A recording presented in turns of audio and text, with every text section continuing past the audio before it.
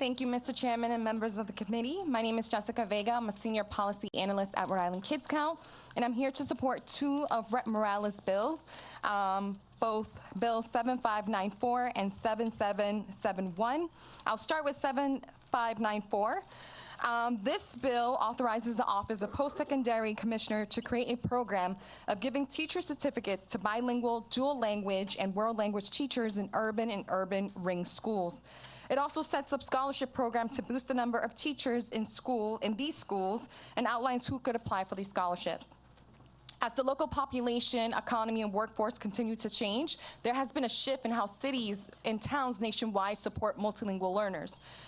Rhode Island has taken several steps to support this population of students. For example, instituting categorical funding for multilingual learners, although a lot of work still needs to be done in this area, and the Seal of Biliteracy, which allows high school students to earn college credits towards a degree in world language and in one of the state's public higher ed institution.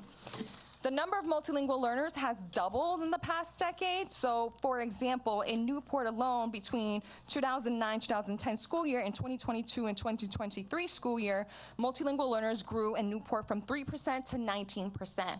Currently, in the state of Rhode Island, the 2023 school year, 18,000 multilingual learners attended our public schools, representing 13% of all public school students.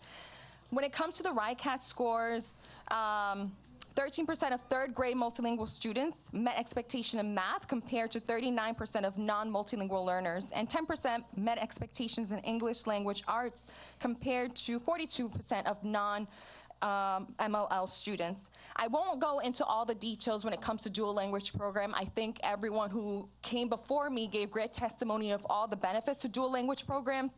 However, we do need teachers to teach these programs. So, for example, as of October 2023, only 2% of Rhode Island public school teachers held certificates in bilingual and dual language and English to speakers and other language certificates. Rhode Island Kids Count was pleased to serve on the Blueprint for Multilingual Success team that was convened by RIDE to identify, implement, and sustain more effective policies and practices for multilingual students in Rhode Island. And this bill aligns with the Blueprint strategic plan. I'm going to move over to House Joint Resolution 7771.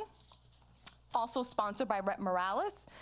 This resolution proposes allocating $500,000 to the Rhode Island Office of Post-Secondary Education for the Rhode Island School of Progressive Education. Educators of color benefit all students, especially students of color. Having teachers of colors in the classrooms demonstrate long-term academic achievement, including higher reading test scores, and drops the likelihood or decreases the likelihood of students dropping out of school. I wanted just to point out this percentage point or data point because I think it's really interesting. In a study, the presence of even one black teacher in elementary school decreases the likelihood of a black male student dropping out of high school by nearly 40%. In Rhode Island, as of October 2022, 52% of Rhode Island public school students were white, 30% were Hispanics, and 9% were black. However, 88% of the teachers in Rhode Island identify as white.